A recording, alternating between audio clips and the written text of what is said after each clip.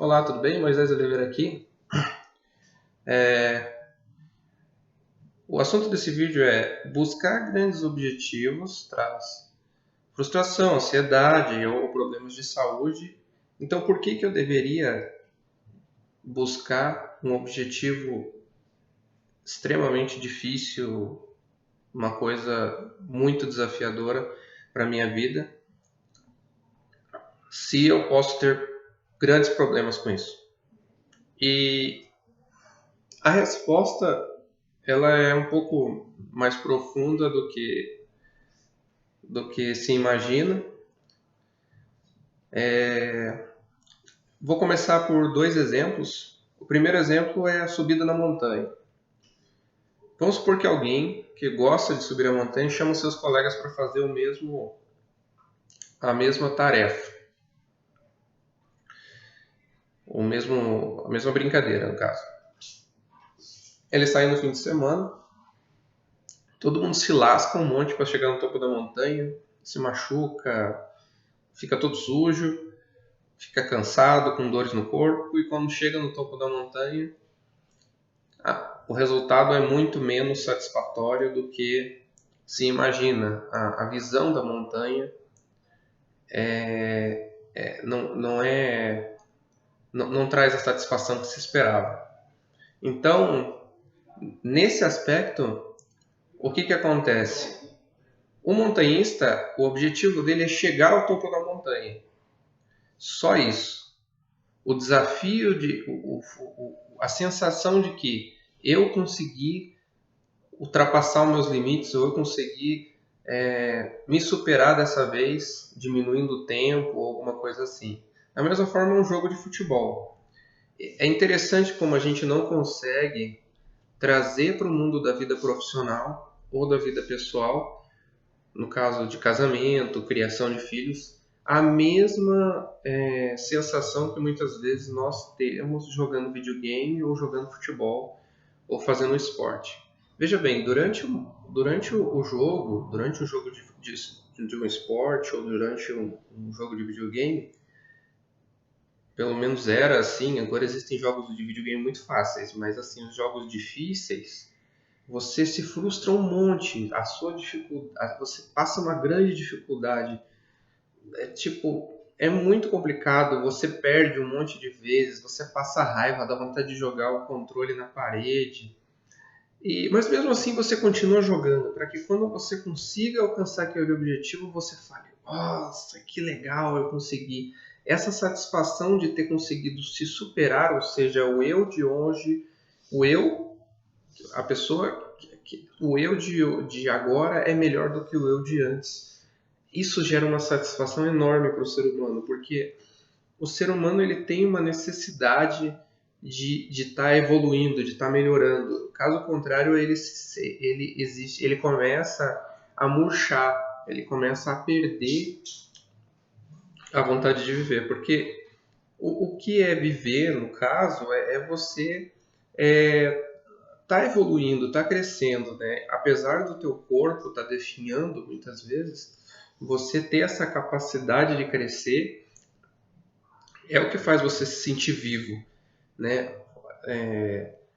E no futebol também, você leva canelada, até os colegas te derrubam no chão, você fica morrendo de raiva, querendo brigar com todo mundo, às vezes até sai briga de verdade, mas na semana seguinte a pessoa tá lá jogando futebol, se arrebentando, machucando canela e continua fazendo isso. Por que a gente simplesmente não desiste de jogar futebol? Porque a expectativa da vitória, o desafio, ele é muito gostoso. O desafio ele é muito satisfatório e a probabilidade de você ganhar, né, é viciante. Bem, eu acho que essa é a palavra. Gera uma adrenalina viciante a probabilidade que você ganhe aquele jogo, tanto de futebol quanto qualquer outro esporte, né? Eu falo futebol porque a galera é muito da nossa cultura o futebol, né? Mas quando a gente vai para o trabalho ou para a vida pessoal, ou criação de filho, ou buscar emagrecer, a gente vê as coisas de uma maneira diferente. A gente quer o resultado sem passar pelo processo de aprender alcançar o resultado. Então, para emagrecer, você tem que aprender a se alimentar direito, você tem que treinar sua mente para se alimentar direito, você tem que treinar sua mente para fazer exercício físico na hora certa. Para você ter um bom relacionamento, você tem que treinar o seu cérebro para evitar ser atraído por outras pessoas, para não cometer erro no relacionamento, para não acabar se envolvendo com outra pessoa durante o relacionamento. Você tem que ter um treinamento psicológico para isso. Você tem que treinar sua mente para você aguentar os momentos de estresse dentro do relacionamento, tanto com filho, quanto com esposa, quanto com pais, às vezes, ou amizades. Você tem que se policiar, você tem que crescer, você tem que mudar o seu comportamento. E essa evolução, ela também é dolorosa, assim como levar uma canelada no jogo de futebol. Só que a gente considera essa mudança negativa, essa dor negativa. A dor de levar uma canelada no futebol a gente ignora, mas a dor, às vezes, de ter que trabalhar até a meia-noite ou até as 11 da noite, depois do horário de trabalho, a gente considera dolorosa. Então, isso é uma coisa que está no teu subconsciente. E isso vem muito da tua filosofia de vida, né? Porque no futebol você tem a filosofia do futebol. Qual que é a filosofia do futebol? Eu vou ganhar, mesmo que me machuquem, mesmo que me derrubem, mesmo que o meu time seja mais fraco, eu vou dar um jeito de ganhar. Eu vou fazer o que for possível para superar esse desafio e ganhar. Quando você está no videogame também, eu vou dar um jeito de descobrir qual que é a manha, qual que é o segredo para conseguir fazer esse negócio dar certo, né? Fazer o jogo, vencer no jogo, né? E no caso do mundo dos negócios, que é onde eu estou hoje, é a mesma coisa. Você vai buscar encontrar os caminhos para que você consiga vencer. Então, se a sua filosofia de vida é que a vida é uma dificuldade, a vida é uma luta, a vida é sofrimento, tudo que acontecer com você vai te magoar, você vai ficar o tempo todo magoado, você vai ficar chateado com tudo. Se a tua filosofia de vida a vida é uma batalha, então você vai estar o tempo todo se defendendo de tudo, você vai estar se preparando para levar uma porrada, para que alguém te magoe, para que alguém...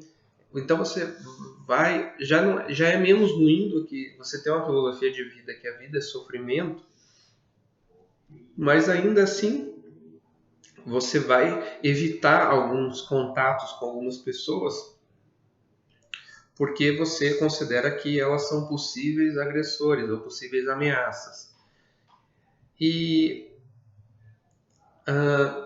aí tem outras filosofias de vida que você pode adquirir. No caso, eu cheguei à conclusão que a filosofia de vida que leva você a continuar lutando, mesmo numa situação de extrema estresse ou sofrimento, qualquer coisa assim, é você olhar para a vida como se fosse um videogame, em que você precisa vencer aquele desafio. Você precisa, ou como se fosse, né, num jogo de videogame, que você precisa descobrir qual que é o segredo. Qual que é o segredo para passar desse pedaço, né? Eu vou colocar um paralelo com os meus problemas como empreendedor que eu tenho passado. O meu primeiro problema, como conseguir clientes? Aí eu descobri que eu precisava de network, eu precisava que as pessoas me conhecessem, porque no meu trabalho a única maneira de eu conseguir que alguém me contacte é através de networking, né? Não é como vender bolacha, porque o meu é um serviço, então é muita confiança. A pessoa precisa confiar muito em mim para me oferecer, para me pagar um valor, às vezes relativamente caro, por um serviço de desenvolvimento de software na internet. Então, eu preciso de networking, eu preciso que as pessoas me conheçam e conheçam o meu trabalho, conheçam como eu reajo ao trabalho no dia a dia. Eu preciso que as pessoas tenham confiança que eu entrego as coisas no prazo. Isso é muito importante para que eu tenha um network positivo. E depois de 12 anos de trabalho, eu comecei a montar meu network há 3 anos atrás, 4 anos atrás. comecei a me esforçar para que todo mundo me conhecesse, falando com todo mundo, sendo bem cara de pau, e eu comecei a ter resultado depois de 3 anos, 4 anos aproximadamente. Mas aí tem outros problemas que eu ainda tenho. Por exemplo, cobrar o cliente. Eu não sei qual é a maneira mais correta de cobrar o cliente, porque não adianta eu tratar, dar porrada no cliente, tratar ele como se ele fosse um vilão quando ele não me paga, porque isso vai fazer com que o cara fique com medo de me pedir novo serviço. Às vezes o cara quer pagar, mas ele não pôde na hora e tal. Outro problema que eu tenho às vezes é que vários clientes, eu fico às vezes sem nenhum cliente e de repente muitos clientes vêm para cima de mim. Como é que eu me comunico com o cliente para ajustar os prazos e a expectativa dele, né? E às vezes tem clientes que demoram muitos meses para me responder. Como é que eu trato com ele de maneira como que ele entenda que para mim é muito ruim que ele demore para fechar o contrato? Como é que eu faço ele entender que eu não que eu posso estar indisponível para ele no momento que ele resolver fechar o contrato? Que não é legal ele ficar atrasando, ao mesmo tempo que eu posso perder o cliente se eu chegar e dizer que eu não posso atender ele aquele mês, que ele vai ter que esperar 1 mês ou 2 meses para eu atender ele, e a pessoa pode ficar muito chateada comigo, achar que e não entender. Então é muito difícil se comunicar com o cliente da maneira adequada para que ele não fique chateado comigo. Então eu te dei um exemplo dos meus problemas, que eu tive que superar e ainda continuo tentando superar para manter as coisas funcionando. Então, acho que é isso. Eu acho que dá para entender bem o propósito do vídeo. Eu não tenho a resposta certa se buscar um grande objetivo às custas da sua saúde mental ou até mesmo física é o melhor caminho. Essa resposta só a pessoa que está assistindo pode decidir. A pessoa que sabe o melhor para você é você, sempre. Esteja ciente disso. A única pessoa que sabe que é bom para você é você. Mas em contrapartida, não buscar objetivos nenhum ou evitar grandes objetivos, eu também considero, isso é a minha opinião, que pode não valer nada, eu considero uma coisa bem negativa. Porque se você não sofre, se você evita o sofrimento, você evita o crescimento também. Então, você vai se tornar uma pessoa eternamente frágil se você não se você não se colocar em situações de extrema dificuldade ou buscar coisas extremamente difíceis na sua vida. Então, eu acho que não existe um preço único, entendeu? Não existe um custo somente em buscar grandes objetivos. Não buscar grandes objetivos, também tem um custo, que vai ser só percebido quando você for mais velho ou quando você estiver no fim da sua vida, mas tem um custo. É uma coisa que eu sempre dou o exemplo da pessoa. Um exemplo que eu vou dar aqui para finalizar o vídeo é: imagine que você está no carro com alguém. Essa pessoa ela bebeu, ela está em alta velocidade e você tem algumas opções. A primeira é pedir para aquela pessoa sair do volante para que você dirija. A segunda opção, aí nesse caso ela pode dizer: não, eu não vou sair do volante, o carro é meu. E você pode ficar quieto. A segunda situação é você insistir com ela até que ela saia do volante ou te deixe na rua, ou te largue na rua. Beleza, essa segunda situação, você fez alguma coisa e vai resultar em 2 possíveis situações. Ou ela vai te ignorar, ou ela vai te deixar na rua, ou ela vai sair do volante. Você não vai permitir que ela acelere, colocando a sua vida em risco. E a terceira situação é que você não faz nada, você fica quieto.